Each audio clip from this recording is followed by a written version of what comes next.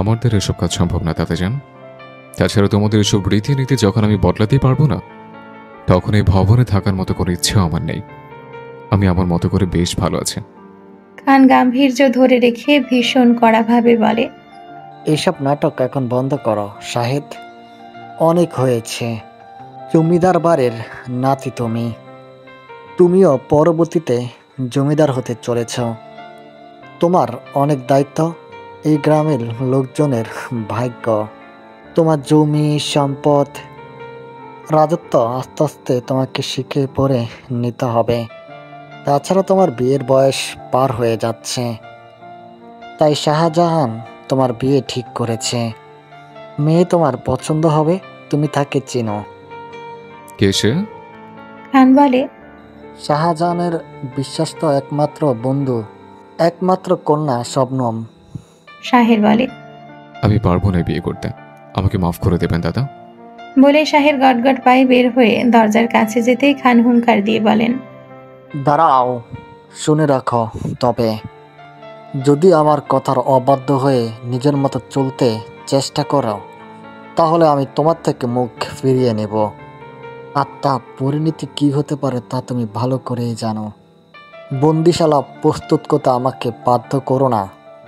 শাহেরের পা থেমে যায়। সে আরো খানিকটা অবাক হয়ে যায় দাদাজানের এমন কথা শুনে। ফিরে এসে শাহের খানের মুখোমুখি দাঁড়িয়ে নিজেও গম্ভীর হয়ে বলে, ঠিক আছে, আমার দায়িত্ব পালন করবো আমি। কিছুদিন আমাকে সময় দিন, তবে তার আগে আমার নিজের একটা শর্ত আছে। কি সত্য? শাহের বলে, তাই সঠিক সময় হলেই জানতে পারবেন দাদাজান। আজকাল পড়াশোনায় মহলের বেশ আগ্রহ জন্মেছে। বাড়ির সব কাজ শেষ করে সারাক্ষণ শুধু লেখাপড়া নিয়ে থাকে। অঙ্ক করতে আর আগের মতো ভয় লাগে না। এখন আগের থেকে বেশ ভালো অঙ্ক কষতে পারে। স্কুল যায় নিয়মিত, ক্লাস ফাঁকি দেয় না আর। শাহেরের কাছে পড়ার পর থেকে তার বেশ উন্নত হয়েছে।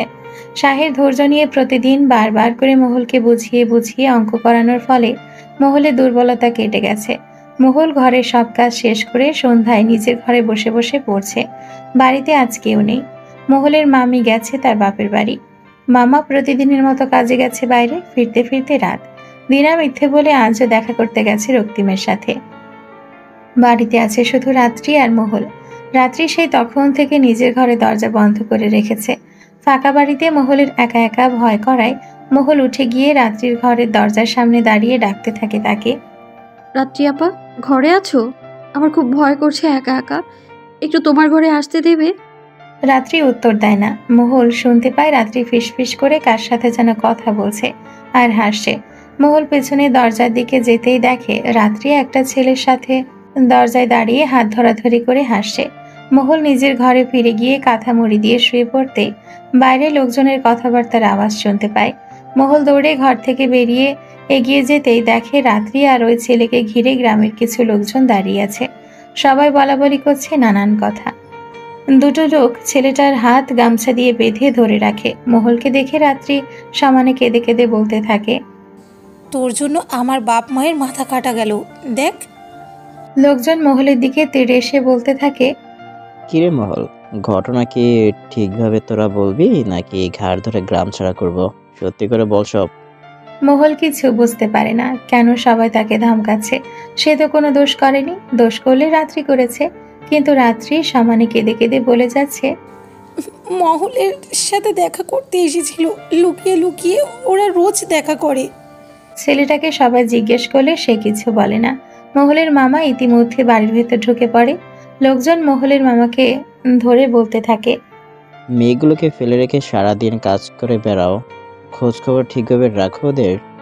মহলের মামা কিছু বুঝতে পারে না। ঘটনা জানতে চাইলে একজন লোক বলে, তোমাদের মেয়েরা আর ভাগ্নিটাও তোমাদের আড়ালে কি করে বেড়ায় সেসব দিকে তাল আছে তোমাদের?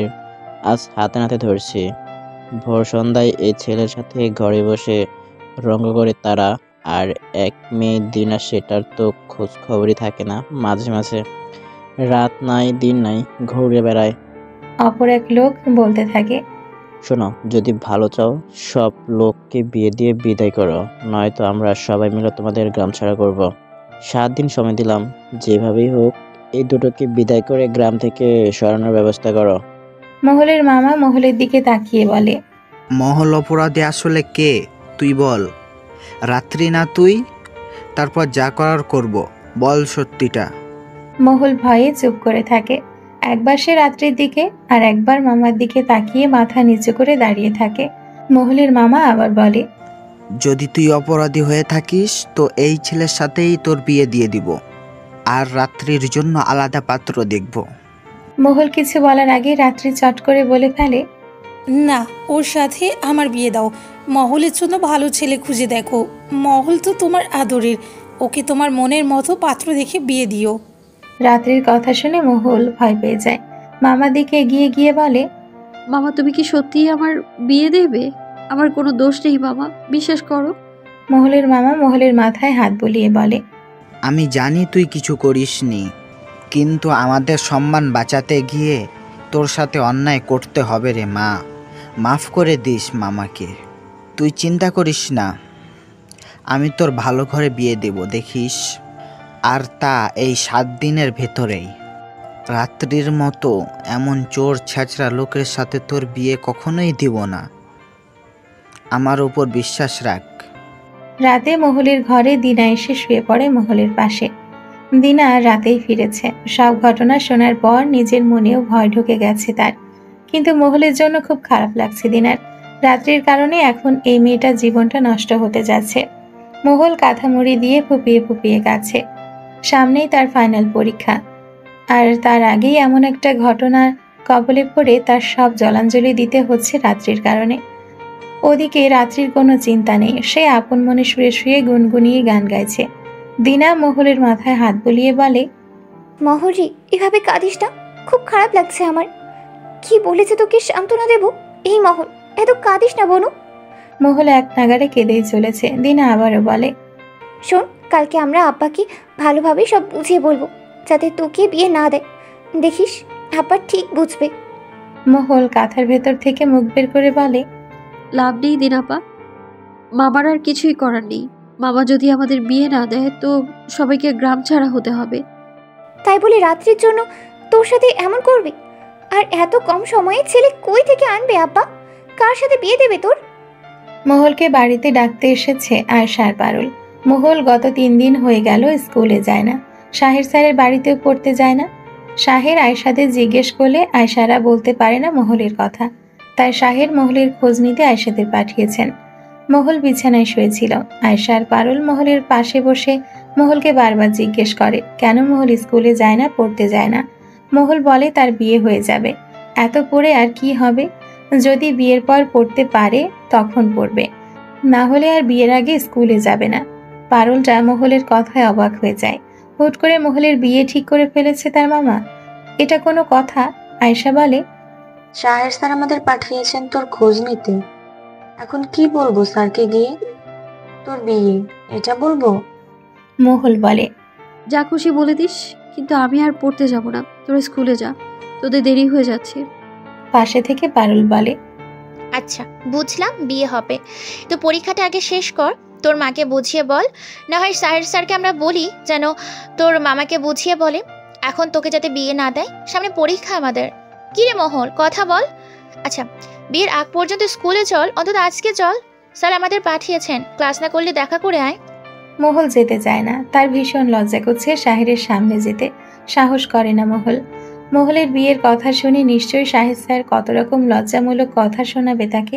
এমনিতেও পড়াশোনা নিয়ে এতদিন মহুলকে সে নানানভাবে বকাবকি করে এসেছে, এখন যদি বিয়ের কথা বলে কেমন হবে বিষয়টা ভাবতেই মহুলের চোখে পানি আসে। দিনায় সে বুঝিয়েও মহুলকে স্কুলে পাঠাতে পারে না। পারুলরা জোরাজুরি করতে থাকলে মহুল বলে বিকেলে সে পড়তে যাবে, কিন্তু স্কুলে এত মানুষের সামনে সে এভাবে শাহেদ স্যারের দ্বারা অপদস্থ হতে পারবে না। পারুলরা চলে যায় মহুলকে রেখে। বিকেলে মহুল পড়তে যায় সবার শেষে। পড়তে যেতে না চাইলে দিনা জোর করে পাঠিয়ে দেয় তাকে। মহুল পড়তে এসে চুপচাপ বসে আছে পেছনের সিটে। শাহের গলা খাকারি দিয়ে ক্লাসে ঢুকে বই হাতে নিয়ে সবাইকে গণিত করতে বলে। সবাই খাতা খুলে গণিত করা শুরু করলে মহুল চুপচাপ বসে থাকে। শাহের এক পলক মহুলের দিকে তাকিয়ে অন্যদিকে মুখ ঘুরিয়ে বলে, এই কদিন আসেননি কেন? আপনার জন্য কি পড়াশোনা পিছিয়ে রাখবো? সামনে যে এসএসসি পরীক্ষা, সে খেয়াল আছে? মহল চুপচাপ বসে খাতা খুলে বসে থাকে। শাহের মহলের সামনে এগিয়ে গিয়ে মহলকে আবারও জিজ্ঞেস করতে থাকে। কি হয়েছিল বলুন? আয়েশা, পারুল যা বলেছে তা কি সত্যি? মহল উঠে দাঁড়িয়ে মাথা নিচু করে মিনমিনি সুরে বলে, জি স্যার, মামা আমার বিয়ে ঠিক করেছে। শাহের প্রচন্ড রাগ হতে থাকে মহলের কথা শুনে। ভ্রুকুচকে রুষ্ট কণ্ঠে বলে, বিয়ে মানে? কিসের বিয়ে? বিয়ের মানে বলছেন আপনি? আশ্চর্য! আপনার মামাকে বলে দিন আপনার সামনে পরীক্ষা, এসব বিয়েটি বন্ধ করুন। শাহের হঠাৎ করে এমন চিৎকারে সবাই ভয় পেয়ে যায়। লেখা বন্ধ করে দিয়ে সবাই সবার দিকে লুকিয়ে চোখাচোখি করতে থাকে। শাহের ধমক দিয়ে সবাইকে বলে, যাকে যা করতে দেওয়া হয়েছে চুপচাপ করুন। বলে সে মহলের দিকে আবারও তীক্ষ্ণ দৃষ্টি নিক্ষেপ করে বিরক্ত সুরে বলে, বিয়ে দিকে আপনার মত আছে? কি হলো? মহল মাথা নিচে করে ঠোঁট উল্টিয়ে কেঁদে ফেলে। সে জানতো পড়তে আসলে এমন কিছু একটাই হবে তার সাথে। এই জন্যই আসতে চায়নি। শাহের তার জবাবের জন্য অপেক্ষা করছে, কিন্তু মহল কিছু বলে না। শাহের চোখ কটমট করে মহলের দিকে দৃষ্টি রেখে বিড়বিড় করে বলে, খুব শখ হচ্ছে বিয়ে করার? হ্যাঁ, বের করছি বিয়ে করা। পড়ানো শেষ হলে শাহের সবাইকে ছুটি দিয়ে দেয়। সবাই একে একে বের হলেও আয়েশা, পারুল বসে থাকে। মহলকেও যেতে দেয় না। পারুল বলে, তোরা সবাই যা, আমরা তিনজন একটু পর আসবো, আর 2-1টা অঙ্ক আমরা বুঝতে পারিনি। মহল বলে, আমি থেকে কি করব? দেরি হয়ে গেলে আমি একা যেতে পারবো না। তোরা থাক, আমি চলে যাই। শাহের তখন বলে, আমি এগিয়ে দিয়ে আসবো, বসুন। পারুল মহলের কানে কানে ফিসফিস করে বলে, স্যার তোর সাথে কিছু কথা বলতে চাই মহল, ভয় পাস না, তোকে স্যার রেখে আসবে বাড়িতে। এখন আমরা যাই, আমাদের কাজ শেষ। বলে পারুল আর আয়েশা দুজনে বের হয়ে যায় ঘর থেকে। যেতে যেতে দুজনে কানাকানি করে বলতে থাকে। পারুল বলে, স্যারকে নিয়ে আমরা যা সন্দেহ করতাম তা সত্যি দেখলি তো? মহলের বিয়ের কথা শুনে স্যার কেমন লেগে গেছে। শুধু শুধু তুই কষ্ট পেলি রে আয়েশা, স্যারকে তুই কত পছন্দ করতি। আয়েশা মন ভার করে বলে, হ্যাঁ তাই তো দেখছি। আমি একা স্যারকে পছন্দ করে কি হবে? তার তো পছন্দ মহলকে। মহলেরও কপালটা দেখ, স্যারের মতো এমন সুন্দর একটা মানুষ এই হতভাগা মহলকে পছন্দ করে। আমাদের মহল কি কম সুন্দরী নাকি? দেখিস না আশেপাশের সব ছেলেরা কত পাগল ওর জন্য। আয়েশারা চলে যেতে শাহের ধারাম করে দরজা বন্ধ করে দেয়। মহলের পিলে চমকে ওঠে। ভয়ে ভয়ে বলতে থাকে, স্যার বাড়ি যাব, সন্ধ্যা হয়ে গেছে, আর একটু দেরি হলেই আমার কপালে দুঃখ আছে। শাহের মহলের দিকে এগোতে এগোতে বলে, দুঃখ তো আমি দিব এখন। কিসের তো সাহস তোমার বিয়ে করার? দেখে ছাড়বো। মহলকে হাত ধরে এক ঝটকায় টেনে নিজের সামনে সিটে বসিয়ে দেয় শাহের। মহল ভয়ে চুপসে যায়, কাঁদতে থাকে সমানে। শাহের মহলের মুখোমুখি হয়ে বসে শান্তভাবে বলে, কাঁদছো কেন তুমি? ভয় পাচ্ছ আমাকে? মামাকে বলবে বিয়ে করবে না, পারবে? কি হলো? মহল কেঁদে কেঁদে বলে, পারবো না। কেন পারবে না? পারতে হবে, এটা আমার আদেশ। আপনি পড়াশোনার বাইরে আমাকে আর কোনো আদেশ দিতে পারেন না স্যার, আমি রাখতে পারবো না। শাহের মহলের সামনে থেকে উঠে দাঁড়িয়ে খানিকটা দূরত্ব বজায় রেখে বলে, কেন পারবে না? আমার সে অধিকার নেই? না নেই, তাছাড়া আমিও মামার কথায় রাজি। শাহের দরজা খুলে দিয়ে মহলের হাত টেনে বাইরে বের করে দিয়ে বলে, ঠিক আছে, চলে যান, বিয়ে করুন গিয়ে। বলে শাহের মহলের মুখের উপর দরজা বন্ধ করে দেয়। মহল ঘুটঘুটে অন্ধকারে ভয় পেয়ে যায়। তবুও একাই ভয়ে ভয়ে পা টিপে বারান্দা পেরিয়ে হাঁটা শুরু করে বাড়ি যাওয়ার উদ্দেশ্যে। বাইরে বের হতে শিমুল গাছের নিচে তাকিয়ে আবারও পিছিয়ে পড়ে। এখান দিয়ে একা অন্ধকারে মহল যেতে সাহস করে না। শাহেরকে ডাকতে গিয়েও আর ডাকে না। শাহের জানালা দিয়ে মহলকে দাঁড়িয়ে কাঁদতে দেখে বুকের ভেতর ধক করে ওঠে। নিজেকে খুব পাষাণ মনে হয় তখন। দরজা খুলে এগিয়ে মহলের সামনে গিয়ে হাত বাড়িয়ে দিয়ে শাহের বলে, চলো। মহল হাত ধরে না, গুটিসুটি পায়ে হাঁটতে থাকে নিজের মতো। শাহের পেছন থেকে হাত টেনে ধরে বলে, কি হাত ধরতে সমস্যা তোমার? বেশি বুঝলে কোলে তুলে নিয়ে যাব। মহলের শরীর মন কোনোটাই ভালো নেই। গ্রামবাসীর দেওয়ার সময় 7 দিনের 5 দিন পার হয়ে গেছে। রাত্রির বিয়ের সব গোছগাছ প্রায় হয়ে গেছে। রাত্রি ভীষণ খুশি। সে ঘুরে ঘুরে মহলকে এসে বলছে, কিরে মহল, কাল পেরোলেই পরশু আমাদের বিয়ে, তোর কেমন লাগছে? তোর বরকে তো আমরা এখনো দেখলাম না। তোর মামা কাকে যে ধরে রেখে দিয়েছে কে জানে। বরের নাম নাকি কালু, দেখতেও নাকি ভূতের মতো কালো। বলেই গলা ফাটিয়ে হাসতে থাকে রাত্রি। মহলের চোখে পানি এসে যায়। কাঁদো কাঁদো মুখ করে দিনার কাছে গিয়ে বসে কাঁদতে থাকে। দিনা মহলকে বুঝ দিয়েও কুল পায় না। মোটামুটি বিয়ের গোছগাছ মহলের মামা এগিয়ে রেখেছে। মহলের বর নাকি শহরে থাকে, মহল তাই শুনেছে।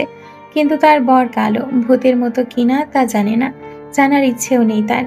শুধু কোনো এক অজানা কারণে শাহের স্যারের জন্য তার মন খুব খারাপ লাগছে, ভীষণ দম বন্ধ লাগছে তার। কেন এমন হচ্ছে মহল জানে না। দিনা ধাক্কা দিয়ে মহলকে বলে, কি রে, কি হলো? ধ্যান ধরে কি ভাবিস? মহল ফ্যাল করে তাকিয়ে থাকে দিনার দিকে, তারপর বলে, কষ্ট হচ্ছে দিনাপা, কারো জন্য ভীষণ কষ্ট হচ্ছে, মন পড়ছে তার জন্যে। বলে মহল হু হু করে কেঁদে ফেলে। মহলদের বাড়িতে আজ গ্রামের লোকজনের সমাগম।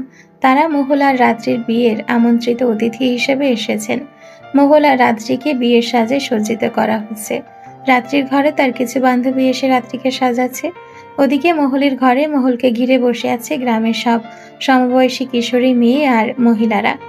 দিনা মহলকে সাজিয়ে দিচ্ছে। আয়েশা, পারুল দুজনেই দুই পাশে বসে আছে মহলের। ওদের খুব খারাপ লাগছে মহলের জন্য।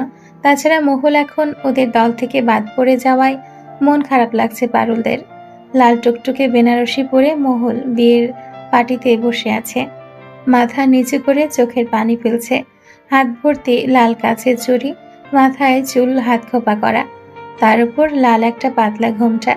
গায়ে কোনো গয়না নেই, শুধু পাতলা একটা সামান্য স্বর্ণের মালা, যা মহলের মামা টাকা জমিয়ে মহলের জন্য আগেই গড়ে রেখেছিলেন। মহলের মুখে কোনো সাজ নেই, কোনো প্রসাধনী নেই। প্রতিদিনের মতো আজও ছিমছাম, তবুও মহলকে লাল বেনারসিতে অসম্ভব সুন্দর লাগছে। ছোট্ট গোলগাল ফর্সা মুখের আদলে লাল বেনারসিতে ফুটন্ত গোলাপের মতো লাগছে তাকে। দিনা মহলের বান্ধবীদের মহলের পাশে বসিয়ে রেখে বাইরে চলে যায়, বরযাত্রীরা এসেছে কিনা তা দেখার জন্য। রাত্রির ঘরে ঢুকে দেখে রাত্রি খিলখিল করে হাসছে। বিয়ের সাজে তাকেও সুন্দর লাগছে। দিনার কষ্ট হয় রাত্রির জন্য। রাত্রি আর দিনার সম্পর্ক ছিল শত্রুর মতো, কিন্তু আজ রাত্রিকে দেখে দিনার কান্না পায়। যতই হোক নিজের বোন। রাত্রি দিনার দিকে তাকিয়ে বলে, কি দেখছিস? তোর আগে আমার বিয়ে হলো, দেখলি তো? এদিক দিয়ে তোর এক ধাপ আগে আমি এগিয়ে গেলাম। যাই হোক, এখন বলতো মহলকে বেশি ভালো লাগছে না আমাকে? দিনা বিরক্ত হয়ে বলে, অবশ্যই মহলকে। ও সৌন্দর্যের এক কানিও তোর নেই। দিনা রাত্রির ঘর থেকে বেরিয়ে ভাত নিয়ে মহলের কাছে গিয়ে বলে, নে মহল, এই ভাতটা খেয়ে নি তাড়াতাড়ি, একটু পরেই বরযাত্রীরা এসে পড়বে। সারাদিন কিছু খাসনি। মহল মাথা নিচু করে বসেই বলে, খাবো না দিনাপা, গলা দিয়ে নামবে না। একটু পর মহল আবার বলে, দিনাপা, আমার বিয়ে হয়ে যাচ্ছে তাই না? কেমন বিশ্বাস হচ্ছে না। পারুলদের দিকে তাকিয়ে বলে, তোদের ছেড়ে যাচ্ছি রে, খুব মনে পড়বে তোদের কথা। একসাথে আর স্কুলে যাওয়া হবে না, শাহের স্যারের কাছে আর পড়তে যেতে পারবো না। শাহেরের কথা মনে পড়তেই মহলের বুকের ভেতর কেঁপে ওঠে। সূক্ষ্ম ব্যথা অনুভব করে বুকের ব্যাপারটায়। চোখ দিয়ে অনবরত পানি পড়তে থাকে। বাইরের লোকজনের শোরগোলের শব্দ পাওয়া যায়। মহলের পাশ থেকে ভিড় কমিয়ে সকলে বাইরে চলে যায় দেখার জন্য। দিনা এসে বলে, বর এসেছে। মহলের বুকের ভেতর তোলপাড় শুরু হতে থাকে। লম্বা করে ঘন ঘন নিঃশ্বাস নিয়ে নিজেকে স্বাভাবিক করার চেষ্টা করে। দিনা মন খারাপ করে বলে, আমাদের সবাইকে মাফ করে দিস মহল, তোর জন্য খুব খারাপ লাগছে রে। রাত্রি ঠিকই বলেছিল, তোর বরটা সত্যি কুচকুচে কালো। বলে দিনা মুখ আঁচল চেপে ফুসফুস করে কাঁদে। মহল চুপচাপ বসে থাকে, তার মুখে কোনো কথা নেই। নিজের ভাগ্যকে মেনে নেওয়া ছাড়া আর কি উপায় আছে তার? রাত্রি বড় বোন হিসেবে তার আগে বিয়ে পড়ানোর কথা, তাই সবাই রাত্রির ঘরে গিয়ে ভিড় জমায়। রাত্রির বর আর মহলের বর দুজনকে পাশাপাশি বসানো হয়েছে। সবাই তাদের ঘিরে ধরে রেখেছে। রাত্রিদের বরকনের বিয়ের সব কাজ শেষ করে কাজী মহলদের বিয়ের কাজ শুরু করতে যায়। মহল এখনো মাথা নিচু করে এক নাগাড়ে কেঁদেই যাচ্ছে। পাশে বসে আছে পারুলরা। দিনা এসে মহলের পাশে বসে পড়ে। মহলের মামা সহ গ্রামের মাতব্বর আরো সকলেই কাজীকে বলে বিয়ে পড়ানো শুরু করতে। কাজী নিয়ম অনুযায়ী বিয়ে পড়ানো শুরু করে। আজকের এই শুভক্ষণে আল্লাহর নামে আমরা শুরু করছি নিকাহ অনুষ্ঠান। নীলডোবা গ্রামের নূর মোহাম্মদের একমাত্র কন্যা নূর মহলের সহিত নবাবগঞ্জের খান শাহজাহান জমিদারের একমাত্র পুত্র খান সাহেব ইফতেকারের নিকাহ ধার্য করা হইল। দিনমোহর স্বরূপ এক জোড়া মুক্তোর হার এবং একটি ঘোড়া নির্ধারিত।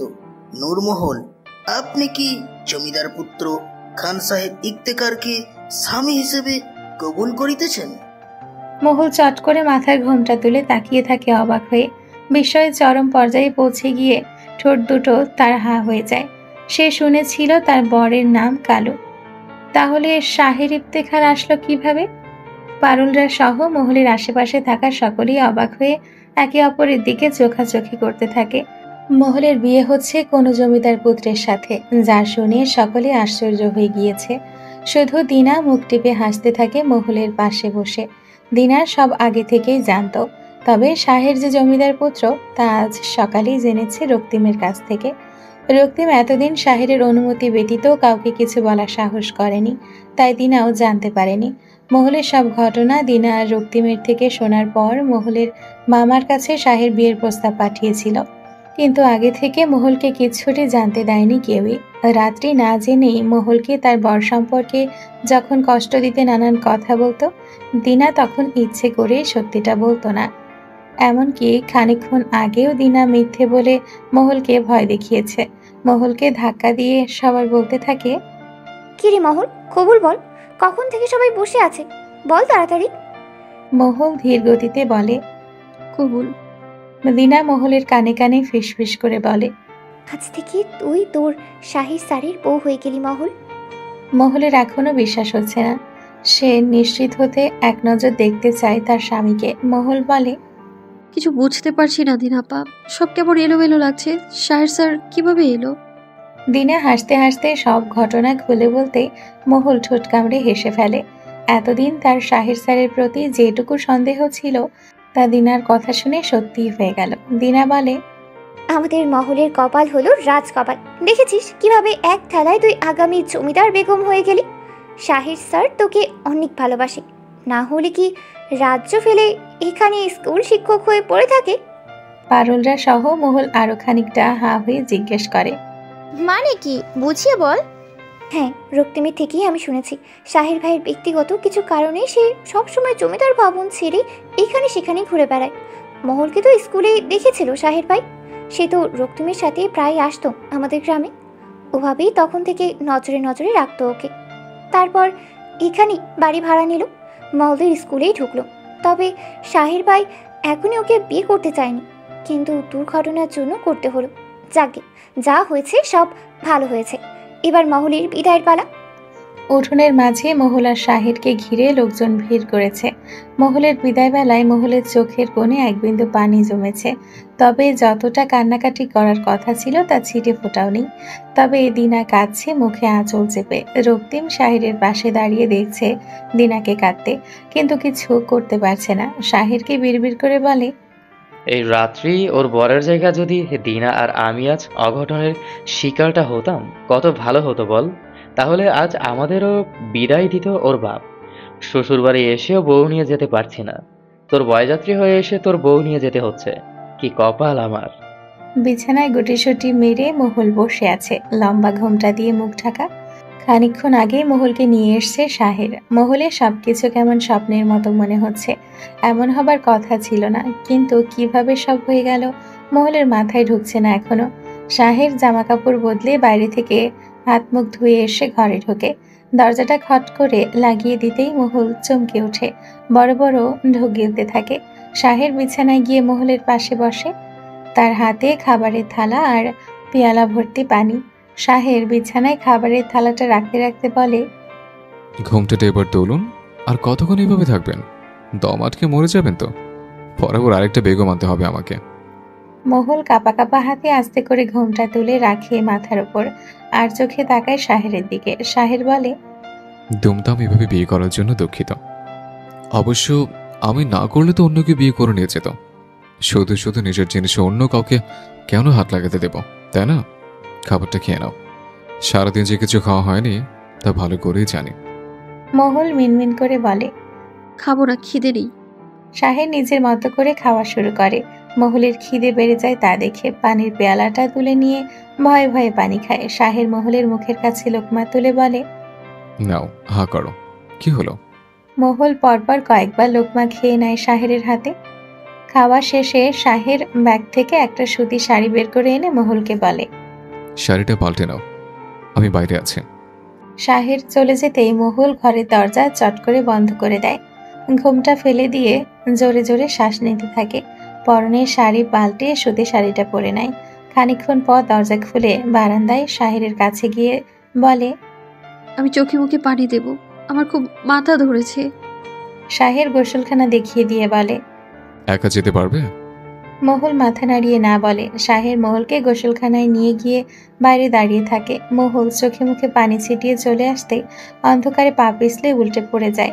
সাথে সাথে শাহের ধরে ফেলে শক্ত করে, চট করে তুলে নেয় কোলের ওপর। মহুল কুকড়ে গিয়ে মিশে যায় শাহের শক্তপোক্ত বুকের সাথে। ঘরে নিয়ে নামিয়ে দিয়ে শাহের বলে, তাড়াতাড়ি ঘুমিয়ে পড়ো, সকালে আমরা জমিদার ভবনে ফিরবো। আর শোন, সেখানে গিয়ে অনেক রকম পরিস্থিতির মুখোমুখি হতে হবে তোমাকে, সামনে নিতে হবে সব, ভেঙে পড়বে না, বুঝেছ? মহুল কিছুই বুঝতে পারে না শাহেরের কথা। তবে জমিদার ভবনের নাম শুনেই মনে ভয় ঢুকে যায় তার। শাহের বিছানায় গিয়ে শুয়ে পড়ে। মহল দাঁড়িয়ে থাকে ঘাটের পাশে। কোথায় শুবে তা বুঝতে পারছে না। বাইরে গিয়ে বারান্দা থেকে পাটি এনে মেঝেতে বিছিয়ে শাহেরের পাশ থেকে একটা বালিশ টান দিতে শাহের খপ করে হাত ধরে ফেলে মহলের। চোখ বন্ধ রেখেই বলে, কোথাও যাবে না, এখানে আমার পাশে ঘুমাবে। মহল হাত ছাড়ানোর চেষ্টা করতে করতে বলে, আমি আপনার পাশে ঘুমোতে পারবো না স্যার। শাহের ফট করে উঠে মহলের হাত ছেড়ে দিয়ে অন্য ঘর থেকে বেত এনে বলে, এত যখন সার করছো তাহলে তো এটা দিয়ে শাসন চালাতে হয়, কি বলো? মহল চুপচাপ আস্তে করে বিছানার এক কোণায় গিয়ে গুটিসুটি মেরে শুয়ে পড়ে। শাহের মহলের পাশে খানিকটা দূরত্ব বজায় রেখে আটশা হয়ে থাকে। মহল ঘুমিয়ে পড়ে কিছু সময়ের মধ্যে। শাহের অপলক চেয়ে থাকে মহলের ঘুমন্ত মুখটার দিকে। একই বিছানায় পাশাপাশি মহলকে নিজের পাশে ঘুমাতে দেখে শাহের আনমনে হেসে ফেলে। পেটের ওপর থেকে মহলের নরম তুলতুলে হাতখানা তুলে হাতে তালুতে হালকা ঠোঁট ছোঁয়। শিরায় শিরায় কেমন অদ্ভুত এক শিহরণ ছড়িয়ে পড়ে। মস্তিষ্ক জুড়ে নাড়া দিয়ে ওঠে মহলকে নিজের সবটুকু বিলিয়ে দেওয়ার আর মহলকে সম্পূর্ণরূপে নিজের করে নেওয়ার। শাহের আলগোছে মহলের হাত ছেড়ে দিয়ে আবারও আলতো করে রেখে দেয় মহলের পেটের ওপর। তারপর মেঝে থেকে পাটিটা তুলে বারান্দায় বিছিয়ে শুয়ে পড়ে সেখানেই। আকাশ ভরা তারার দিকে তাকিয়ে থাকে একধানে। অন্তরে তার এক অপার্থিব প্রশান্তি বইতে থাকে। বিলাপ করতে থাকে এক মধুর অঙ্গীকার। আজ থেকে নূর মহলে আমার পৃথিবী, আমার সবচেয়ে বড় আশ্রয়। তোমার নিঃশ্বাসই হবে আমার জীবনের সবচেয়ে মধুর সঙ্গীত। ভীষণ ভালোবাসি আমার নূরমহল। ভোরবেলা ঘুম ভেঙে চোখ মেলতেই মহুল চমকে ওঠে। নিজের খুব কাছাকাছি শাহেরকে দেখে মহুল থতমত খেয়ে যায়। শাহের বিছানায় মহুলের পাশে বসে মাথা নুইয়ে মহুলকে দেখে যাচ্ছিল। কখন থেকে কে জানে। মহুল লজ্জা পেয়ে অন্যদিকে ঘুরতেই শাহের হ্যাঁচকা টান দিয়ে আবার ঘুরিয়ে দেয় তাকে। মহুলের চোখের কুচকুচে মনি জোড়ায় অপলক দৃষ্টি রেখে শাহের বলে, ঘুম ভাঙলো বেগমের? জি। বলেই মহুল উঠতে গিয়ে দেখে তার শরীরে কাঁথা জড়ানো। মহুল শাহের দিকে জিজ্ঞাসু চোখে তাকালে শাহের বলে, মাঝরাতে বেশ ঠান্ডা পড়েছিল, তাই কাঁথা জড়িয়ে দিয়েছিলাম। ঠান্ডায় তো কুকুরে গিয়েছিলেন একদম, শরীরের শাড়িটাও ছিল না। হুশ ছাড়া মহিলা। শাহের কথা শুনে মহুলের ভীষণ লজ্জা করে, খানিকটা রাগও হয় মহিলা বলাতে। মহুল কিঞ্চিত রাগ দেখিয়ে বলে, আমি মহিলা না, দুধের খুকি। আমি মহিলা হলে আপনি তবে বুড়ো পুরুষ। শুনেছি আপনি আমার থেকে 12 বছরের বড়। বলেই মহুল জিভ কাটে। ভয়ে খিচে চোখ বন্ধ করে রাখে। শাহের একটা ধমক দেবে এই ভয়ে। শাহের ফিক করে হেসে ফেলে মহুলের কথায়। এই প্রথম মহুল এমন সাহস দেখিয়ে কথা বলেছে শাহেরের সাথে। ভাবতে শাহেরের হাসি পাচ্ছে। এই তো দুদিন আগেও মহুল শাহেরের ভয়ে নড়তে পারত না। এখন ঘরণী হয়েছে বলে সাহস কি বাড়তে শুরু করেছে মহুলের। শাহের জোরে জোরে হাসতে থাকে মহুলের কথায়। মহুল পিটপিট করে চোখ মেলে দেখতে থাকে সেই হাসি। এই প্রথম সে শাহেরকে এত কাছ থেকে দেখছে, এভাবে হাসতে দেখছে। শাহের যে একটা গম্ভীর আর ভীষণ রাগী, এটা আর এখন মনেই হচ্ছে না মহলের কাছে। শাহেরকে বেশ চমৎকার লাগছে মহলের কাছে। একটা মস্ত লম্বা মতন মানুষ শাহের, প্রশস্ত শক্তপোক্ত বুকের গড়ন, শ্যামবর্ণের মুখশ্রী, গালে খোঁচা খোঁচা দাড়ি, আখিদয়ে ঘন পাপড়ি আর লম্বা নাকটা, সব মিলিয়ে অনবদ্য এক সৃষ্টি সে। শাহের ধুম করে হাসি থামিয়ে মহলের দিকে ঝুঁকে এসে বলে, এক রাতে এত সাহস বেড়ে গেছে, বাকি সারা জীবন তো পড়ে আছে। আমার সাথে কখনো সাহস দেখানোর চেষ্টা করবে না, ঠিক আছে? আমি কিন্তু খুব একটা সুবিধার নই, পরে কিন্তু কেতে কুল পাবে না। শাহের উঠে বেরিয়ে যায় বাইরে। মহলও আলগোছে উঠে একটা সুতির শাড়ি বের করে গোসলখানায় ঢুকে পড়ে।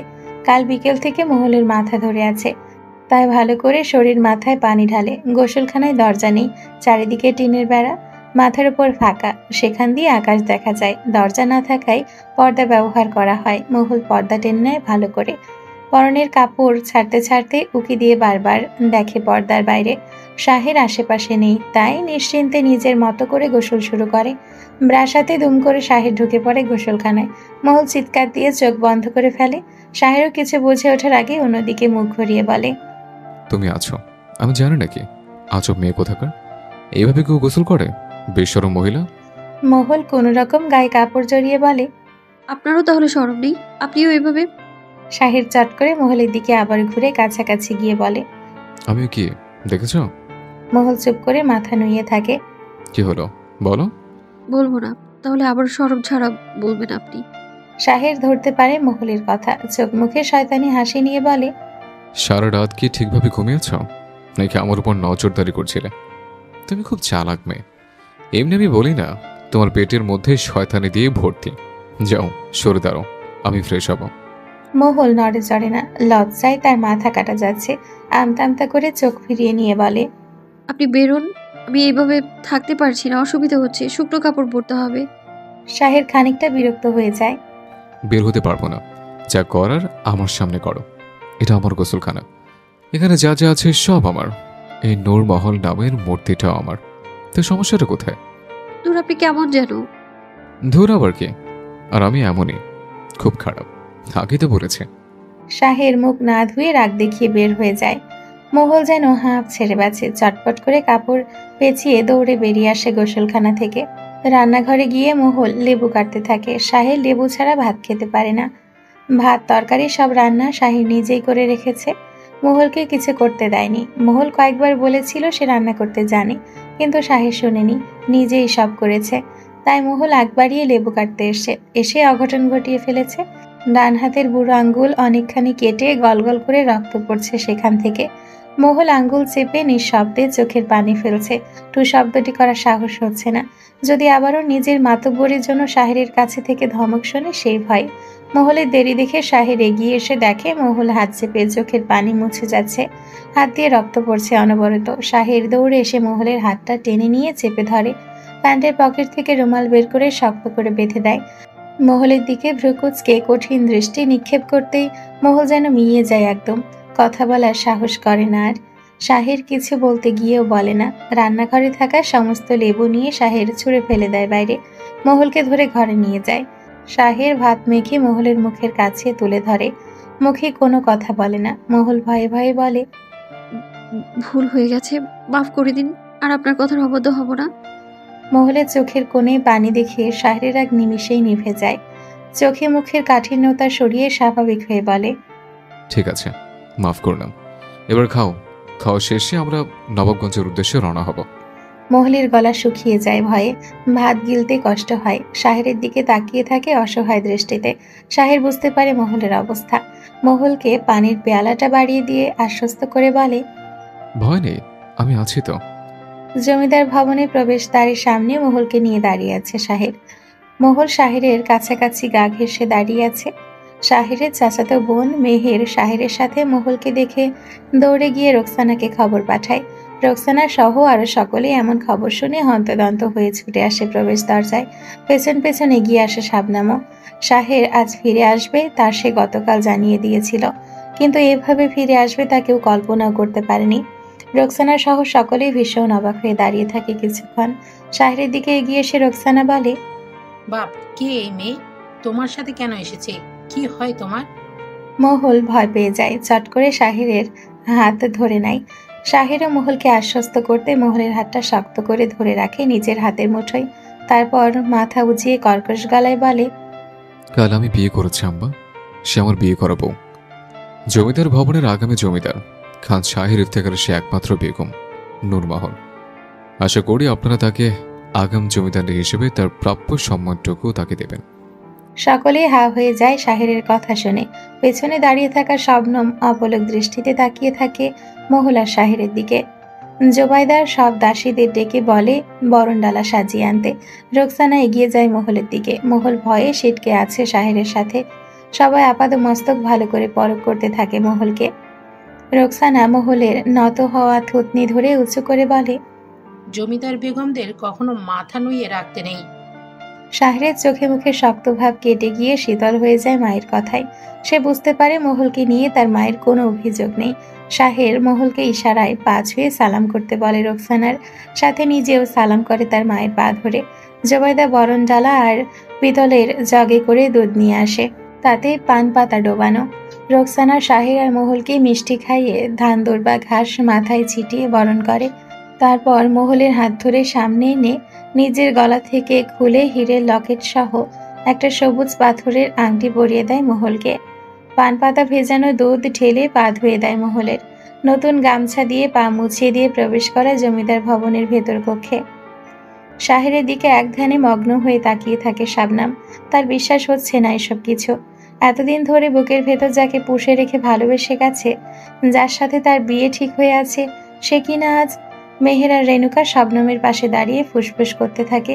রেণুকা বলে, এটা কি করলো ভাইজান? কোথা থেকে ধরে আনলো একে?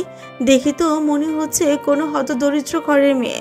পোশাক আশাক তো আমাদের মতো না। শেষ পর্যন্ত ভাইজানের নজর এত নিচু দিকে ঠেকেছে। মেহের রেণুকার হাত চেপে ধরে বলে, আসতে বল, ভাইজানের কানে গেলে রক্ষে নেই। দরিদ্র হয়েছে তাতে কি, কত সুন্দর মেয়েটা, তা দেখেছিস? ভাইজানের নজর ঠিকই আছে, ভাইজানের সাথে বেশ মানিয়েছে।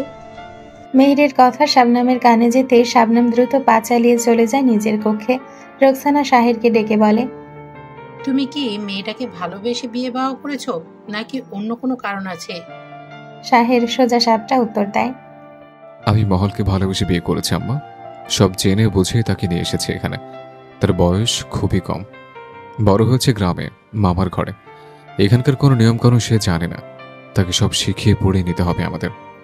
রোকসানা হাত ইশারায় জোবাইদাকে বলে মহলকে কক্ষে নিয়ে যেতে। জোবাইদা মহলকে নিয়ে যায়, সাথে মেহের রেণুকাও চলে যায়। ঘর খালি হতে রোকসানা চোখের কোণে টলমলো পানি নিয়ে মুখে গাম্ভীর্য ধরে রেখে শাহেরকে কড়া ভাষায় বলতে থাকে, তুমি ফিরে আসাতে আমি খুব খুশি হয়েছি। তুমি কি তা বুঝতে পারছো? শাহের মাথা নিচু করে বলে, পারছি আম্মা। কিন্তু তুমি এমন একটা কাণ্ড করে ফেলবে তা জানাওনি কেন একবারও? এখন কি হবে তুমি বুঝতে পারছো? তোমার বাবা চাচারা কেউ ভবনে নেই, আব্বাজানকে নিয়ে গ্রামে গেছে। তারা ফেরার পর কি অবস্থা করবে তোমার আন্দাজ আছে তোমার? শায়ের, যদি মেয়েটাকে ভালোবেসে বিয়ে না করতে তো কিছুদিন রেখে তাকে বিদায় করে দিতাম। ভুলটা তুমি করেছো সেখানে। এখন তাকে না পারবো সকলের কাছ থেকে আগলে রাখতে, আর না পারবো তাড়িয়ে দিতে। রাগে শাহেরের চোয়াল শক্ত হয়ে আসে, তবুও নিজেকে নিয়ন্ত্রণ করে বহু কষ্টে। আস্তে ধীরে বলে, আমি এখন ভবনে ফিরে এসেছি আম্মা। জমিদারের আসন গ্রহণ করতে আমি প্রস্তুত হচ্ছি। দাদাজানের সাথে আমার কথা হয়েছে। আমি আমার সব দায়িত্ব আস্তে ধীরে বুঝে নিতে চাই। আর একজন ভবিষ্যৎ জমিদার হিসেবে আমার নিজের পছন্দ অপছন্দ বিচার বিবেচনা অনুযায়ী চলার অধিকার আমার আছে। সেই হিসেবে নূরমহলকে বিয়ে করে আনাতে কোনো ভুল দেখছি না আম্মা। রোকসানা শাহেরের দিকে এগিয়ে গিয়ে বলে, বেশ, তবে তোমার দাদাজান আর বাপ চাচাদের সামলে নিতে হবে তোমাকেই। কিন্তু শবনম আর তার পরিবারকে বহু আগে থেকেই যে কথা দিয়ে রাখা হয়েছে তার কি করবে? শাহের চুপ হয়ে দাঁড়িয়ে থাকে, কোনো উত্তর দিতে পারে না। শাবনামের সাথে তার বিয়ের কথা হয়েছিল অনেক বছর আগে। তখন শাহের হ্যাঁ না কিছু বলেনি। তার পরিস্থিতি পরিবেশটা তখন আলাদা ছিল। শাবনাম যে শাহেরকে পছন্দ করে তাও শাহের জানত। এখন ভুলটা শাহের নিজেই করেছে। শাবনাম বা তার পরিবারের কোনো দোষ সে দিতে পারে না। শাহের বলে, শবনম অনেক ভালো মেয়ে, অনেক বুদ্ধিমতী। আশা করি সে আমাকে বুঝতে পারবে। বাকিটা আমি দেখে নেব। বলে শাহের গটগট করে চলে যায় নিজের কক্ষে। মহলের জন্য আলাদা করে ঘর দেওয়া হয়েছে। মহল চুপচাপ বসে আছে সেখানেই, চোখ ঘুরিয়ে দেখছে ঘরের সৌন্দর্য। চকচকে সাজানো গোছানো রঙিন ঘর, ঝলমলে বিশাল বড় ঝাড়বাতি মাথার উপর, মস্ত বড় বড় দুটো জানালা, চমৎকার রঙিন পর্দা ঝুলছে তাতে, তুলতুলে নরম বিছানা, অদ্ভুত ধরনের খাট আর আলমারির নিখুঁত কাজ দেখে মহলের দৃষ্টি সরে না। মহল বিছানা টিপে টিপে দেখতে থাকে। জানালার কাছে যেতেই তার চোখে পড়ে জমিদার ভবনের পুরো আঙিনা। বিশাল জায়গা জুড়ে জমিদার ভবন গড়ে তোলা হয়েছে। দুই পাশে ফল আর ফুলের বাগান। খানিকটা দূরে বড় একটা পুকুর ঘাট। পুকুর ঘাটের চারপাশ শান বাঁধানো। আশেপাশে কিছু সাদা ভাস্কর্য দাঁড় করানো। ভবনের সামনের মূল ফটক থেকে সামান্য দূরে দুই পাশে কালো লাল রঙের বেশ কিছু ঘোড়া দাঁড়িয়ে আছে। পাশে একটা ঘোড়ার গাড়ি। শাহের বলেছিল তাদের ঘোড়াশালা আছে, তার ঘোড়ার রং কালো, আর মহলকে যেটা দিয়েছে তার সাদা রঙের, পোষ মানানো। মহলের আগ্রহ জাগে ঘোড়া দুটো দেখার জন্য। হঠাৎ করে কারো পায়ের শব্দ পড়ায় মহল চমকে ওঠে, জানালা ছেড়ে ঘুরে দাঁড়ায়। রুমিলা ঘরে ঢুকেছে। সে মহলের পাশে গিয়ে ঘুরে ঘুরে মহলকে দেখতে থাকে। মহল ভয় পেয়ে যায়। রুমিলা ভ্রু উঁচিয়ে বলে, বাহ, ছোট জমিদারের পছন্দ দেখছি বেশ ভালো। দেখে তো একদম কচি মনে হচ্ছে। তা নাম কি গো মেয়ে? মহল মাথা নিচু করে বলে, নূরমহল। রুমিলা মহলের বেশ খানিকটা কাছে গিয়ে বলে, শুনলাম প্রেমের বিবাহ। যেই শুনেছ জমিদার পুত্র অমনি বিয়ে করে ফেললে, সামাল দিতে পারবে তো?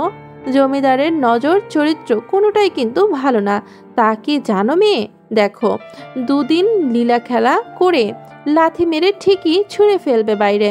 তাছাড়া তোমার স্বামীর জন্য তো উপযুক্ত মেয়ে ঠিক করে রাখা আছে। ওই যে দেখলে শবনম, ওইটা ভালোবাসে তো ওই মেয়েটা শাহেরকে। কখন যেন দেখবে তার ঘরে চলে গেছে তোমার শাহের, কিচ্ছু করতে পারবে না। এটাই নিয়ম এখানকার। বলে রুমিলা চলে যায় হাসতে হাসতে। মহলের চোখে পানি এসে যায় রুমিলার কথায়। হঠাৎ জুবাইদা এসে মহলকে কাঁদতে দেখে বলে, কি গো, কাঁদছো কেন? কি হয়েছে? ভয় করছে এখানে এসে? মহল শব্দ করে কেঁদে ফেলে। শাহের দরজায় দাঁড়িয়ে গলা খাকারি দিয়ে কাশতে জুবাইদা আলগোছে ঘর ছেড়ে বেরিয়ে যায়। শাহের ঘরে ঢুকে বলে, কি হয়েছে? ভয় করছে? সবার কথা মনে পড়ছে? কাঁদছো কেন? কি হলো মহল বেগম? মহল জবাব দেয় না। কাঁদতে কাঁদতে আছড়ে পড়ে শাহেরের শক্ত বক্ষ মাঝে। শাহের আলতো করে জড়িয়ে নেয় মহলকে। বুকের সাথে পিষিয়ে ফেলতে ইচ্ছে করে মুহূর্তের মধ্যে। কিছু একটা ভেবেই পরক্ষণে ছেড়ে দেয় মহলকে। মহল লজ্জা পেয়ে চোখ মুছে স্বাভাবিক হয়ে দাঁড়ায়। শাহের বলে, একটু পর আমার ছোট দুই বোন মেহের আর রেণুকা আসবে। তোমাকে এখানকার নিয়মকানুন সব শিখিয়ে দেবে। আর আজ এই ঘরেই থাকবে তুমি। চাইলে আরো কিছুদিন থাকতে পারো। নিজেকে সহজ স্বাভাবিক করা অবধি আমার ঘরে আসার প্রয়োজন নেই। পারবে এখানে একা থাকতে? ভয় পাবে না তো? মহল মাথা নাড়িয়ে বলে, পারবে। শাহের নিজের ঘরে চলে যায়। তার বাবা চাচাদের মুখোমুখি হতে অপেক্ষা করতে থাকে। মহলের ঘরে অনুমতি নিয়ে প্রবেশ করে মেহের আর রেণুকা। বিছানায় গিয়ে মহলের পাশে বসে বলে, আপনি কিছু খাননি ভাবি, চলুন আগে খেয়ে নেবেন, তারপর না হয় ভবনটা আপনাকে ঘুরে দেখাবো। মহলের চেয়ে বয়সে বড় মেহের, আর রেণুকা তাকে ভাবেই বলছে। ভাবতেই মহলের লজ্জা পাচ্ছে। মহল মাথা নিচু করে বলে, আমি কিছু খাবো না, খিদে নেই আমার। মেহের বলে, সে কি কথা, এমন বললে হবে? আপনি নতুন বেগম, আপনি না খেলে তো আমরাও খেতে পারবো না। তাছাড়া শাহের ভাইজান বেশ কড়া করে বলে দিয়েছেন আপনার খাওয়া দাওয়ার দিকে বিশেষ নজর দিতে। আপনার এমন শুকনো শরীর দেখলে ভাইজান আমাদের উপরে রাগারাগি করবে। মেহের পাশে থেকে রেণুকা বলে, আপনি চাইলে দাসীদের বলবো যেন আপনার খাবার ঘরে দিয়ে যায়। রেণুকা চলে যায়। একটু পরেই দুটো দাসী বিশাল বড় বড় থালাতে করে খাবার এনে রাখে মহলের টেবিলের ওপর। মহল এত খাবার দাবার দেখে ঘাবড়ে যায়।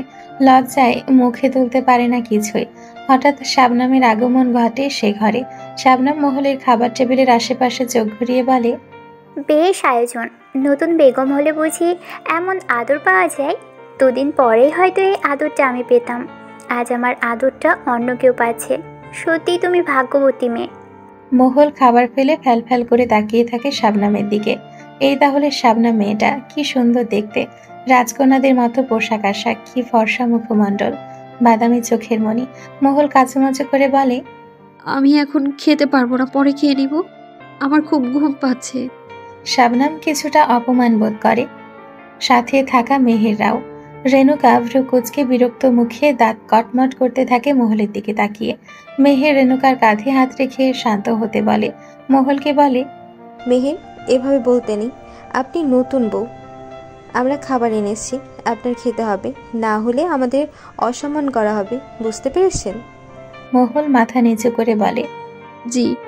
তারপর কাটা হাত নিয়ে ভাত মাখাতে গিয়ে ব্যথায় মৃদু চিৎকার করে ওঠে। কাটা আঙ্গুল থেকে রক্ত গড়াতে থাকে। মেহেররা ভয় পেয়ে যায়। মেহের বলে, এ কি, আপনার হাত কাটলো কি করে? আগের কাটা ছিল, আগে বলবেন তো, রক্ত বের হচ্ছে। রেণুকা ভয় পেয়ে মেহেরকে বলতে থাকে, এত জোরাজুরি না করলে হতো না মেহের। এখন যদি ভাইজান এসে দেখে কেমন হবে বিষয়টা বুঝতে পারছিস? মেহের বলে, দাঁড়া, আমি আসছি। মেহের তরল ওষুধ খুঁজতে গিয়ে শাহেরের নজরে পড়ে যায়। শাহের জিজ্ঞেস করলে মেহের বলে দেয়। মেহেরের হাত থেকে ওষুধটা নিয়ে শাহের মহলের ঘরে মহলের হাত পানি দিয়ে ধুয়ে মুছে নিয়ে যত্ন করে ওষুধ লাগিয়ে দিতে দিতে বলে, বাঁধন খুলে ফেলেছ কেন? কতবার বারণ করেছিলাম, এখনো কাছে আছে। কথা বললে কথা শুনবে না, সবসময় নিজের মতো চলো। সব অবাধ্যতা বের করব, যাক কিছুদিন। ঔষধ লাগানো শেষ হলে শাহের মহলের কাটা আঙ্গুলটা আবারও সাদা কাপড় দিয়ে পেঁচিয়ে বেঁধে দেয়। তারপর ভাত মাখিয়ে আবার তুলে খাইয়ে দেয়। শাহের এমন কাণ্ড দেখে মেহেরা তিনজনে ভীষণ অবাক হয়ে যায়। এই প্রথম জমিদার ভবনের কোনো পুরুষকে তারা কোনো নারীর কাছে নত হতে দেখেছে, এমন যত্ন করতে দেখছে। মেহের আড়ালে হাসে শাহের এমন ভক্তি দেখে। শাবনামের চোখে পানি এসে ধরা দেয়। সবার কাছ থেকে নিজেকে আড়াল করতে দ্রুত চলে যায় ঘর ছেড়ে। পেছন পেছন মেহের আর রেণুকাও চলে যায়। তোমার স্পর্ধা দেখে আমি অবাক হয়ে যাচ্ছি শাহের। এতদিন নিজের মতো চলেছ, ঘুরেছ, ফিরেছ, কিছু বলিনি আমরা। কি করেছো তুমি এটা? তোমার সাহস হলো কি করে? একবারও আমাদের বংশমর্যাদার কথা ভাবলে না তুমি? হ্যাঁ, এই মেয়ে কি তোমার বেগম হওয়ার যোগ্য? একটা বাপ মা ছাড়া চালচুল্যহীন দরিদ্র ঘরের মেয়ে, সে কি তোমার? ছি! শাহেরকে চেঁচিয়ে কথাগুলো বলছিল জমিদার শাহজাহান। রাজসভার আসনে বসে আছেন খান, তার দুই পাশে শাহজাহান আর শাহজামান বসে আছে। অন্য সকলেই উপস্থিত সেখানে। ভবনের মহিলারা সভার দরজায় দাঁড়িয়ে দাঁড়িয়ে দেখছে ভেতরের কাহিনী। শাহের শক্ত হয়ে দাঁড়িয়ে থাকে সকলের সামনে। কিছু বলার আগে শাহজাহান হাতের ইশারায় থামিয়ে দিয়ে আবারও বলতে শুরু করে, বিয়ে করেছো বেশ ভালো, তাই বলে সুজা জমিদার ভবনে তুলতে হবে কেন? জবাব দাও। বাইরে ঘুরে বেড়াতে বেড়াতে তোমার রুচি দুর্ভিক্ষ হয়েছে, কিছুদিন রেখে নিজের চাহিদা পূরণ করে বিদায় করে দেবে। তোমার উপযুক্ত মেয়ে তোমার সামনেই আছে, তার দিকে নজর দাও। শাহের চোখ মুখ কঠিন করে বলে, মাফ করবেন বাবা, আমি যাকে বিয়ে করেছি ভেবে চিন্তে আমার বেগম করেছে। তাকে নিয়ে ছেলে খেলা করার জন্য বিয়ে করিনি। ওসব আমার দ্বারা শোভা পায় না, এসব আপনাদের কাজ। শাহজামান খ্যাক খ্যাক করে ওঠে, পায়ের উপর পা তুলে বসে বলে, গলার আওয়াজ নিচে শাহের। নিজের বাপ চাচাদের সামনে দাঁড়িয়ে কিভাবে কথা বলতে হয় নতুন করে শেখাতে হবে। অসভ্য হয়ে গেছ বাইরে ঘুরে ঘুরে। অসভ্য হয়নি চাচা যান, বরঞ্চ এখানে থাকলে অসভ্য হয়ে যেতাম। নোংরামি শিখতাম অন্যদের মতো। শাহজামান চেঁচিয়ে বলে, দেখুন বাবা, দেখুন আপনার গুণধর নাতির সাহস দেখুন, কিভাবে মুখে মুখে তর্ক করে যাচ্ছে। পড়াশোনা করে এই শিখেছ? একটা ছোট ঘরের মেয়েকে বিয়ে করে এনে আবার গলাবাজি করে যাচ্ছ। এই মেয়েকে বিদায় করে দাও 2 রাতের মধ্যে, নয়তো আসর ঘরে পাঠিয়ে দাও। নর্তকীদের সাথে যুক্ত হয়ে দেহ বেছে আমাদের ব্যবসা আগাবে। শাহের দুহাত মুঠো করে জল শক্ত করে ক্ষিপ্ত হয়ে বলে, মুখ সামনে কথা বলুন চাচা যান। যাকে নিয়ে কথা বলছেন সে আমার বিবাহিত স্ত্রী, একজন জমিদার বেগম। সীম অতিক্রম করবেন না, নয়তো আমি ভুলে যাব আপনি আমার চাচা যান। খান অমরিয়ান এতক্ষণ বসে বসে সব দেখে যাচ্ছিলেন, এবার সে ধমকে উঠে বলে, আহ, থামো তোমরা সকলে, মাথা ঠান্ডা করো। শাহির, তুমি বেয়াদবি করছো তোমার বাবা আর চাচাদের সাথে। ভুল করে এসেছ, আবার মাথা উঁচিয়ে কথা বলার সাহস পাচ্ছ কিভাবে? শাহজাহান ঠিক কথা বলেছে, মেয়েটাকে কিছুদিন রেখে বিদায় করে দেবে। পারবো না দাদা যান, আপনাদের সব দায়িত্ব আমি মেনে নিয়েছি। বিপরীতে আমার একটা শর্তের কথা বলেছিল। খান বলেন, তো এই তাহলে তোমার সেই সত্য? জি, আমি নূরমহলকে কখনোই ছাড়তে পারবো না, তাকে আমি ভালোবেসে বিয়ে করেছি। খান আবার বলেন, তাহলে শবনমের বাবাকে দেওয়ার কথা কি হবে? মান সম্মানে যা দোলাই মিশনের মিশিয়েছ, বাকিটুকু শেষ না করতে চাইলে অন্যকে বিয়ে করো, এটা আমার আদেশ। আশা করি এর অবাধ্য তুমি হবে না। আর বইয়ের আঁচল ছেড়ে যতই জমিদারের মধ্যে মন দিবে ততই তোমার মঙ্গল। যাও এখন। শাহের বেরিয়ে যেতে দরজায় দেখা হয়ে যায় রাফেদের সাথে। রাফেদ শাহেরকে দেখে হেসে জিজ্ঞেস করে, কেমন আছো শাহের? শুনেছি বিয়ে করেছ। শাহের বিরক্ত জবাব দেয়, তো তুমি কি আমার বউ দেখতে এসছো? না, ঠিক তা নয়, ঘুরতে এসেছি। অনেকদিন আসা হয় না, আর যাওয়ার সময় ভাবছি মেহের আর রেণুকাকে সাথে নিয়ে যাব। অনেকদিন ওরাও যায় না খালাম্মার বাড়ি। শাহের বলে, ও আচ্ছা, ঠিক আছে। শাহের চলে যায় নিজের ঘরে। মেহেরকে ডেকে বলে, মহল কোথায়? মেহের বলে, ছাদে আছে ভাইজান, ডেকে দেবো? শাহের মাথা নাড়িয়ে না বলে, নিজেই উঠে ছাদে চলে যায়। মহল ছাদের কিনারে ঘেসে দাঁড়িয়ে আছে, পাশে রেণুকা আর দুটো দাসী। শাহের এগিয়ে যেতে রেণুকা সহ দাসী দুটো ছাদ ত্যাগ করে মহলকে একা ছেড়ে দেয়। শাহের নির্লিপ্ত ভঙ্গিতে মহলের পাশে গিয়ে দাঁড়ায়। মহল বলে, আপনার প্রাসাদটা খুব সুন্দর, আমাকে যে ঘরে থাকতে দিয়েছেন সেটাও সুন্দর। শাহের মহলের চোখের মনি জোড়ায় চোখ রেখে বলে, আমার ঘরটা আরো বেশি সুন্দর, ঠিক তোমার মতো। তুই যাবে আমার ঘরে? মহল মাথা নিচু করে কণ্ঠ খাদে নামিয়ে বলে, পড়ে যাব। শাহের আলতো হেসে মহলের মাথায় আঁচল টেনে দিয়ে বলে, চলে এবার, সন্ধ্যা হয়ে গেছে। ভর সন্ধ্যায় এখানে একা থাকতে হবে না, ভূতে ধরবে। আপনাদের বাড়িতে ভূত আছে? আছেই তো, কত রকমের ভূত ঘোরে এ বাড়িতে, মানুষরূপী ভূত সব। মানুষরূপী ভূত আবার কেমন? আপনি দেখেছেন? কেমন দেখা যায়? শাহের বিরক্ত হয়ে দাঁড়িয়ে পড়ে। মহলের দিকে কড়াভাবে তাকিয়ে বলে, এত প্রশ্ন আমার পছন্দ না, নিচের ঘরে চলো। মহলকে তার ঘর অবধি পৌঁছে দেয় শাহের, তারপর নিজের ঘরে চলে যায়। যাওয়ার সময় বলে যায় খাবার নিজের ঘরে খেয়ে নিতে মহলকে, দাসে দিয়ে যাবে তার খাবার। আর রাতে শোবার সময় যেন দরজা ঠিকভাবে লাগিয়ে শোয়। কোনো দরকার পড়লে পাশের ঘরে শাহের আছে, তাকে বা মেহেরকে ডাকতে। মহল বলে আচ্ছা। শাহের ঘরে গিয়ে শব্দ করে দরজা লাগিয়ে শুয়ে পড়ে। রাজসভার সকলের সাথে দর কষাকষি পরিস্থিতির কারণে মন মেজাজ ভালো নেই তার উপর দাদাজানের উল্টো আরেকটা আদেশ দিয়ে বসায় মেজাজ আরো বিগড়ে যাচ্ছে ক্ষণে ক্ষণে। মেহের এসে কড়া নাড়ে শাহেরের ঘরে। শাহের ভেতর থেকে জবাব দেয়, কি হয়েছে? সারের মতো চিল্লাচ্ছিস কেন? মেহের বাইরে থেকে বলে, ভাইজান দরজা খোলো, ভাবিজানের খাওয়ার সময় হয়ে আসছে, তার তো হাত কাটা। শাহের দরজা খুলে বলে, তো কি হয়েছে? হাত কি আর কারো কাটে না? বাম হাত দিয়ে খেতে বল। বলে শাহের মেহেরের মুখের ওপর দরজা বন্ধ করে দেয়। মেহের বুঝতে পারে শাহেরের মেজাজ এখন খিটখিটে হয়ে আছে, তাই মহলের ঘরে গিয়ে বলে, ভাইয়ের সাথে কিছু হয়েছে আপনার? মহল ছোট্ট বালিকার মতো করে মাথা নাড়িয়ে বলে, না তো, কি হয়েছে ওনার? হয়তো রাত সবাই ঘটনার জন্য মন ভালো নেই, আপনি আজ ভাইয়ের কাছে থাকুন, তার মন ভালো হবে। মহল শুকনো একটা ঢোক গিলে বলে, আজ না। মেহের হালকা হেসে বলে, ঠিক আছে, খেয়ে নিন। মাঝরাতে মহলের দরজায় ঠকঠক আওয়াজ হতে থাকে। মহল এমনিতেও ঘুমায়নি, শুধু চোখ বুজেছিল, তার ঘুম আসছিল না। ভয় ভয় করছে বলে জেগে আছে। এত রাতে দরজায় এমন শব্দ হওয়ায় মহল আরো খানিকটা ভয় পেয়ে যায়। পরপর 3 বার দরজায় শব্দ হয়। মহল ভয়ে ভয়ে বলে, কে?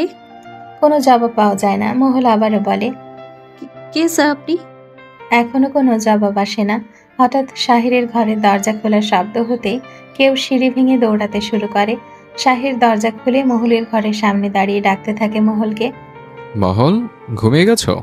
নূরমহল। মহল চট করে দরজা খুলে হাঁপাতে হাঁপাতে বলে, এতক্ষণ কে দরজায় শব্দ করছিল? আপনি কথা বলছিলেন না কেন? ভয় পেয়ে গেছি আমি। শাহের বলে, কোথায় শব্দ করেছিলাম? আমি তো মাত্রই আসলাম, নাম ধরেই ডাকছি। ঘুমাওনি তুমি? তাহলে কে ঠকঠক করছিল? আমি জিজ্ঞেস করেছি, কোনো জবাব পাইনি। সত্যি আপনি ছিলেন না? শাহের অবাক হয়ে যায়, নিজের মনে কিছু ভাবতে থাকে। মহলকে বলে, আমি আর মেহের ছাড়া অন্য কেউ ডাকলে আর দরজা খুলবে না, ঠিক আছে? কেন? মহল প্রশ্ন করে পরক্ষণে আবার চুপ হয়ে যায়। প্রশ্ন করা শাহের পছন্দ করে না। কথাটা শাহের অনেকবার বলেছে মহলকে। শাহের বলে, যাও ঘুমিয়ে পড়ো, অনেক রাত হয়েছে। আর কখনো একা একা এদিক ওদিক বের হবে না।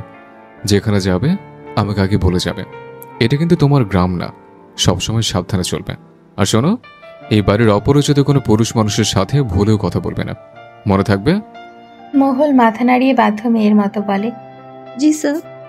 শাহের শক্ত চোখে তাকাতেই মহল চোখের মনি এদিক ওদিক ঘুরিয়ে বলে, ভুল হয়ে গেছে। মহল ভয়ে ভয়ে একবার জিজ্ঞেস করে, আপনি কি কিছু বলতে এসেছিলেন? শাহের নিজের ঘরের দিকে যেতে যেতে বলে, না, তোমাকে দেখতে ইচ্ছে করছিল তাই এসেছিলাম। দেখা হয়ে গেছে, এখন চলে যাচ্ছে। মহল বুঝতে পারছে শাহের মন মেজাজ এখনো ঠিক হয়নি, তাই আর কথা বাড়ায় না। দরজা লাগিয়ে শুয়ে পড়ে চুপচাপ। খুব ভোরবেলা মহলের ঘুম ভেঙে যায়। আড়মোড়া ভেঙে বিছানায় বসে থাকে কিছুক্ষণ, তারপর উঠে সারা ঘরে মাথা থেকে ও মাথা হাঁটতে থাকে। দরজা খোলার সাহস পায় না। জানালা খুলে দিতে দেখে এখনো অন্ধকার কাটেনি। হঠাৎ দরজায় শব্দ করে কেউ ডাকছিল তাকে। ভাবিজান, ঘুম ভেঙে থাকলে দরজা খুলুন, শুনতে পাচ্ছেন? মহল ভেতর থেকে বলে, কে? আমরা মেহের আর রেনুকা। মহল দরজা খুলে দিয়ে সরে দাঁড়ায়। মেহের ঘরে ঢুকে বলে, চলুন বাগানে হাঁটতে যাব, আপনার ভালো লাগবে। একটু পর সকাল হবে, তখন দাদাজান বাগানে হাঁটবেন, তার আগেই আপনাকে ঘুরিয়ে নিয়ে আসবো। মহল আস্তে করে বলে, ওনাকে কি বলে যাব? না বলে গেলে যদি রাগ করে? রেনুকা ঘুম ঘুম চোখে হাই তুলতে তুলতে বলে, এত ঠং করবেন না তো, ভাইজান ঘুমাচ্ছেন, ডাকতে হবে না। আপনি যেতে চাইলে চলুন, না হলে আমি ঘরে গিয়ে ঘুমোবো। রেনুকার ঝাড়িতে মহলের মন খারাপ হয়ে যায়। ভয়ে ভয়ে বলে, আপনি ঘুমিয়ে পড়ুন, আমি যাব না। মেহের রেনুকার দিকে খানিকটা রাগ নিয়ে তাকিয়ে বলে, যা তুই ঘুমো, আমি ওনাকে নিয়ে যাচ্ছি। রেনুকা ধপধপ করে পা ফেলে চলে যায় ঘরে। মেহের বলে, এই নিন, গায়ে একটা চাদর দিন, বাইরে ঠান্ডা। মহল চাদর জড়িয়ে নেয়। তারপর সিঁড়ি বেয়ে নেমে বাগানের উদ্দেশ্যে পা বাড়ায়। প্রথমে ফলের বাগান, তারপর ফুলের বাগানে ঢুকে এদিক ওদিক ঘুরতে থাকে। বাগান ঘুরতে গিয়ে চোখে তার বিস্ময় খেলে যায়। কত রকমের নাম না জানা ফল ফলাদি, নানা রকম রঙিন ফুলের বাগান। মহল বলে, এত সুন্দর বাগান আমি কখনো দেখিনি। এমন সুন্দর প্রাসাদ, এমন বাগান ছেড়ে শাহের স্যার গ্রামে কেন থাকে? মেহের ম্লান হেসে বলে, আপনি খুব সহজ সরল, এত কিছু বুঝবেন না, ধীরে ধীরে বুঝতে পারবেন।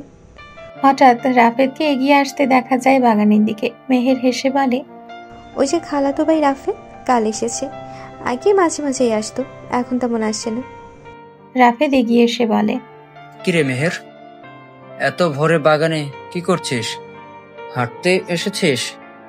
হ্যাঁ, এই যে নতুন ভাবিজান, শাহের ভাইজানের বউ, এর নাম নূরমহল।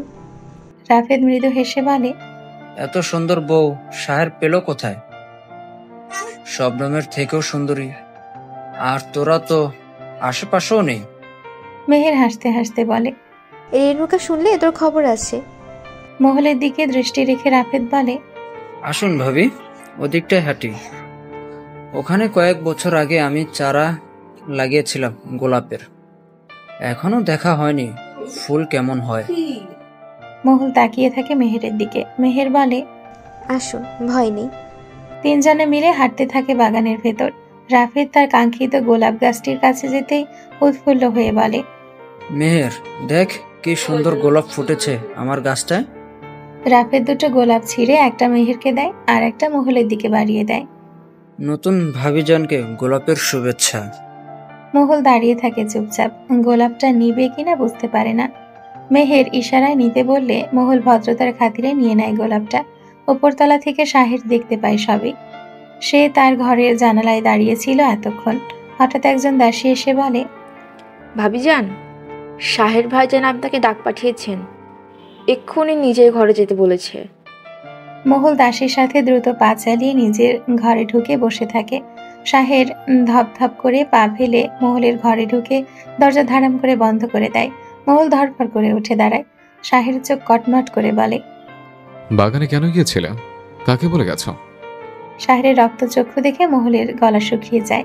ফাঁকা ঢোক গিলে নিয়ে বলে, আমি একা যাইনি, মেহের আপা ছিল, সে নিয়ে গেছে। শাহের মহলের গোলাপ ধরে থাকা হাতটা নিয়ে শক্ত করে চেপে ধরে বলে, বলেছিলাম না অপরিচিত কোনো পুরুষ মানুষের সাথে কথা বলবে না? হ্যাঁ, বলেছিল না আমার কথার অবদ্ধ হবে না? মহল শাহের উচ্চস্বরে কথা বলা আর ধমকের ঠেলায় ভয়ে চুপসে যায়। চোখ দিয়ে পানি গড়াতে থাকে। মিনমিন করে বলে, ভুল হয়ে গেছে, মাফ করে দিন। শাহের রাগ আরো খানিকটা বেড়ে যায়। নিচু হয়ে ঝুঁকে মহলের মুখোমুখি হয়ে চোখে চোখ রেখে বলে, কতবার ভুল হয়, আমি এত মাফ করতে জানি না। গোলাপটা মেঝেতে ছুঁড়ে ফেলে বলে। গোলাপ নিয়েছো কেন? মহুল চোখ বন্ধ রেখে বলে, নিতে চাইনি, মেহেরাপা বলেছিল, আর উনি নাকি মেহেরাপার ভাই, এজন্য। এজন্য? কি এজন্য? ওর যা খুশি তাই হোক, তোমার কিছু না। তুমি আমি ছাড়া অন্য কোনো পুরুষের সাথে কথা বলবে না, আর চোখ মেলে তাকাবে তো আমি তোমার চোখ ধরে নেব। মনে রেখো, এতদিন আমাকে যতটা কঠিন ভেবে এসছো, আমি কিন্তু তার থেকেও 1000 গুণ বেশি কঠিন। শাহির চলে যায় ঘর ছেড়ে। মহুল টলমল দৃষ্টি নিয়ে তাকিয়ে থাকে মেঝের দিকে। টপ টপ করে চোখ দিয়ে পানি পড়ছে অনবরত। জোরে জোরে কাঁদতে ইচ্ছে করে। দিনাপুর কথা মনে পড়ে মহুলের। রাজসভার আসনে শাহির তার দাদাজান আর বাবা চাচাদের সাথে আরো এক দফা যুদ্ধ শেষ করে ছাদে গিয়ে পায়চারি করতে থাকে। হঠাৎ মহুলের কথা মনে হতে খারাপ লাগতে শুরু করে। সকালে মহুলের সাথে জঘন্য আচরণ করে আসার পর তার সাথে আর দেখা হয়নি শাহিরের। একা একা এখানে কিভাবে থাকছে, কি করছে, কোনো খোঁজ নেয়নি সারাদিন। মনে মনে নিজেকে খারাপ ভাষায় দুটো গালি দেয় শাহির। হাঁটতে থাকে মহুলের ঘরের দিকে। মহুল ঘরে নেই, পেছনের বারান্দাতেও নেই। জানালা দিয়ে বাগানে উকি দিয়ে দেখে, কোথাও নেই। শাহিরের বুকের ভেতর ধড়ফড় করে ওঠে। শাহির হন্তদন্ত হয়ে ছুটে মিহিরের ঘরের দরজার সামনে দাঁড়িয়ে বলে,